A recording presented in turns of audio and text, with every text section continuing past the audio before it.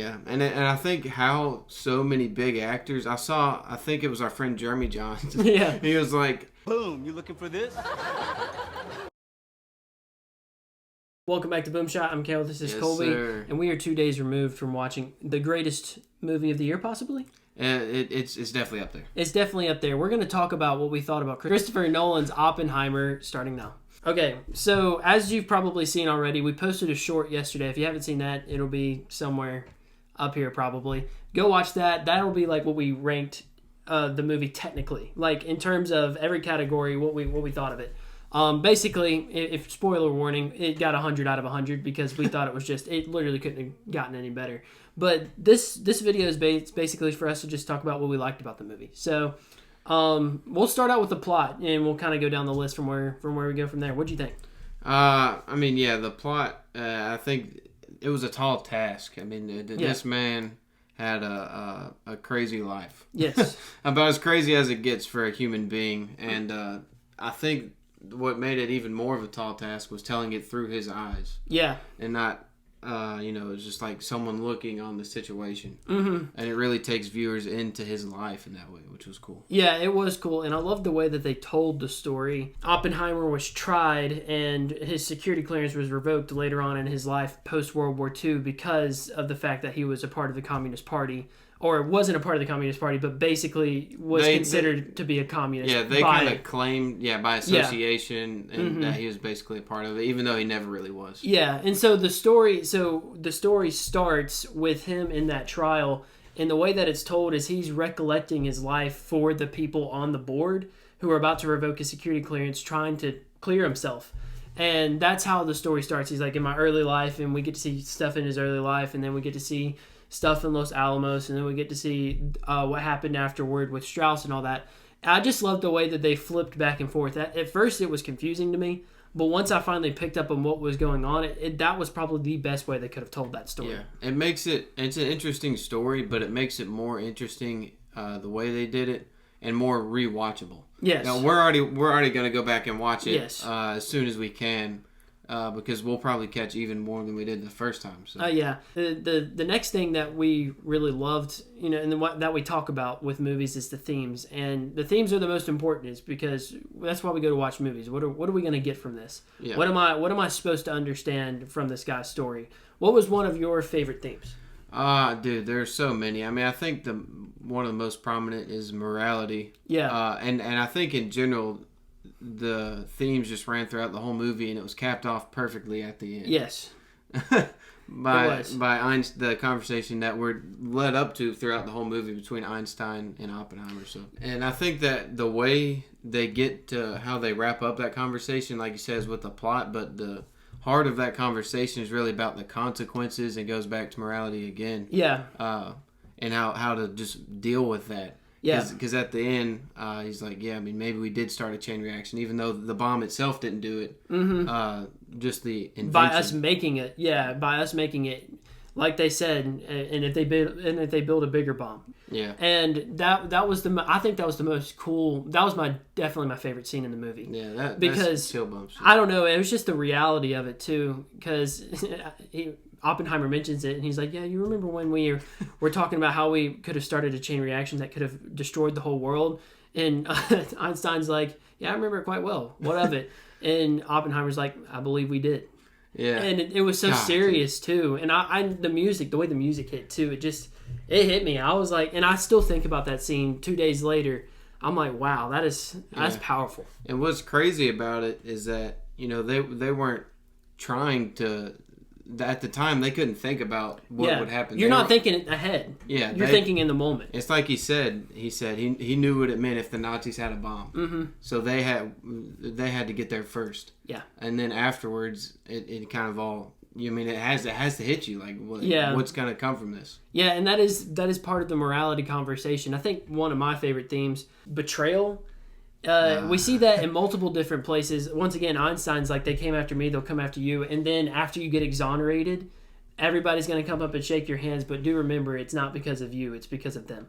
They're just doing it because it's the right thing to do, or the popular thing to do. Yeah. And we see so many people, especially even the government. I don't agree with Oppenheimer probably on a lot of things, but the way that our government turned are back on him after the war for everything that he did was horrible. Like, and watching that happen, I remember watching it and, you know, just thinking to myself, I'm like, this is the worst. Like, this is one of the worst things I've ever seen in a movie. Like the fact that I think Nolan did a great job of portraying that betrayal. Yeah, you feel bad for him, and he's done these things like another part of the betrayal thing is, you know, he cheated on his wife. Yeah. You know, and you're still like, dang, he didn't deserve this. I mean, everything came crashing down, and what I think is really cool is that Kitty did stick by him to the end. Yeah, that is the cool part, and that leads into my other favorite theme is the duality of every character in this movie. Like, especially Oppenheimer. Like, after watching this, I'm like an Oppenheimer stan. Like, my Twitter profile picture is Oppenheimer, but you realize he, like, in personal life, he did a lot of questionable things. He was a womanizer. He had some off the wall beliefs about things and other stuff, but he also at the same time was a good dude. All metrics taken into account, he came out good rather than bad. And it's like Grove says, you know, when they interview him. So it's just crazy how you want to root for somebody, but then you see their personal pitfalls, and it makes you draw back a little bit. But you're at the same time, you're like, I still want to root for this guy. Yeah. And I think that was one of the coolest things that they were able to make happen with this movie. There was a lot of cool things they were able to make happen. And I think, like we talked about earlier, the way that they executed that so well, and really, and Matt Damon said when he saw the script, he'd never seen one actually written in first person. Yeah. Is the way they told it through his eyes. You're watching the movie basically through Oppenheimer's eyes. Yeah, and it's great. You can see it in multiple different moments. Like, even when other people are testifying in front of him, it cuts to him and you can see like just not the shame, but just the frustration on his face, because he's like, it was a kangaroo court. That's what they said. There was no way he was going to win. Yeah. And that you can see that frustration on his face, because I can imagine being that guy. I'd be like, bruh, this is not even fair. And after all that I've done to help the country, and regardless of whether it was right, at the time they did it and everybody was on board. So you can't turn your back on one person just because they were the one who executed it. Everybody was on board. The next thing that we usually talk about is pacing. We've already said that this movie felt like a blitz, and as we said in our short, it kind of had to be. Yeah, it had to be with all that went on. I knew a little bit about his story and not much about Strauss. And I just knew the tip of the iceberg. Yeah. It was really fascinating. Yeah, I will say the twist with Strauss did get me. I didn't see it. I didn't see it coming. I just, for some reason, the whole movie, and I guess like if you know a lot about Oppenheimer's life, you'd be like, oh, I saw that one coming. I was confused, dude. I was like, I thought this guy was for him. But then when you see that he leaked the files and he was the one who gave them to that crazy dude who leaked it to the FBI and stuff like that, you're like, dang, I really hate you right now. Yeah, it's crazy how that happened. It almost felt fictional the way the whole story went down. But I mean, you know, Nolan sticks to history very well. Yeah, like just the plot twist is like, what? Yeah, is this real? But the pacing was, I mean, like we said earlier, it's flipping back and forth. It's trying to tell probably a 20, 30, 40 year story in 3 hours, which. Yeah, it's a long movie, but it's a tall task for how many years and how many things you need to tell about this guy, who was the most famous person at the time on the planet. Yeah. For doing what he did. So I thought they did it really well, and like we said in our short, I just don't think there's anything they could have done better. Yeah. That's what it boils down to for us. So. Yeah, and then the character writing in terms of how each character was historically, as you said earlier, like Nolan sticks to the history. Every character seemed to be represented historically accurate. And I really enjoyed that a lot about this movie. Yeah, I love that. I mean, it's Nolan. I mean, what can you say? You had to have known that it was going to be accurate. I mean, he does his research. And it's the craziest thing how they're able to execute that.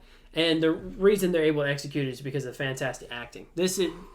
I want to say this is the best thing about this movie, but I don't know if that's how good it is, and I can't even say how that it's the best thing about the movie. Because this really is, I mean, probably like the best acting I've ever seen in a movie. Yeah, the best cast probably. I mean, you could say Avengers Endgame because it had so many like top tier actors, but in terms of like acting, dude, every single one of them had a stellar performance. Yeah, I mean, obviously Cillian Murphy. I mean, it may go down as like the best performance I've ever seen. Yeah. It's just insane. And seeing, and the progression too, because we see him in his young days, and he's got the longer hair, and he's at Cambridge, and he's talking to these professors. He even puts cyanide in a guy's apple because he gets mad at him. Like, we see that like youthful anger and vengefulness, and then we see like him grow up. His hair gets shorter. He looks older, and he carries himself a different way, but he's still the same old Oppenheimer. And that was kind of like a big thing about the movie is Oppenheimer almost had like a certain way he carried himself, and everybody knew it. Yeah. And that was the coolest thing because I feel like Cillian Murphy delivered perfectly on that.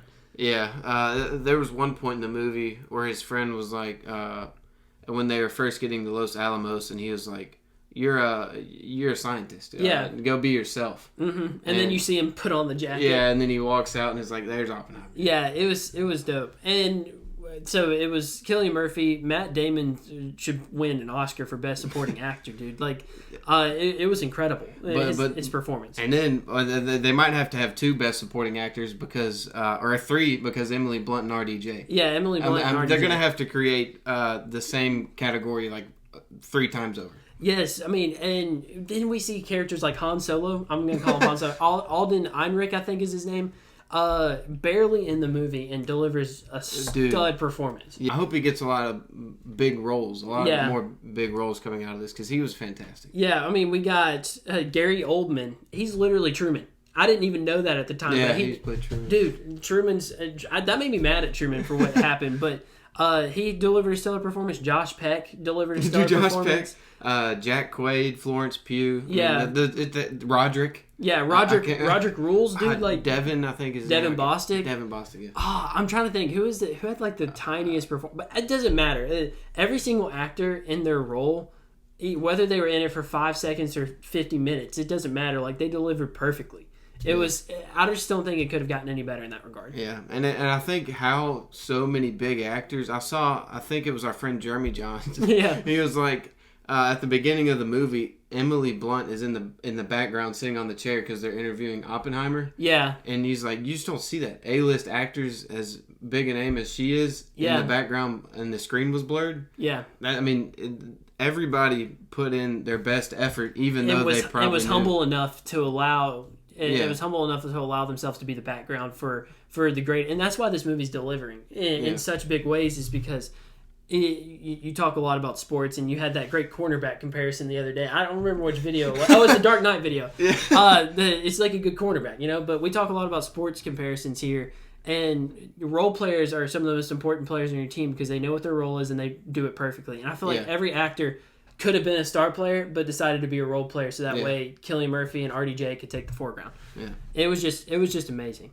So humor and dialogue was really good. Visual quality was fantastic. As we know, everything was completely practical. Innovation. This movie was, like, we usually say this as, did this movie do something new? Right? Yeah. Did it add some kind of twist or anything like that? And we already talked about... Actually, you go ahead. Just take it. We kind of created this category, and we were coming up with our 10 things that were in the short because of Nolan. Yeah. We were talking about... We were trying to round it out to 10, and we're like, we're missing something. Yeah. And then we were thinking Oppenheimer, Nolan. Yeah. Innovation. So he's going to come up with something new for every movie that you've never seen before. Exactly. And it's true, and he does every single time. And whether that was the highest quality movie ever made in the 70mm, 11 miles long, the black and white. 600 pounds. Yeah.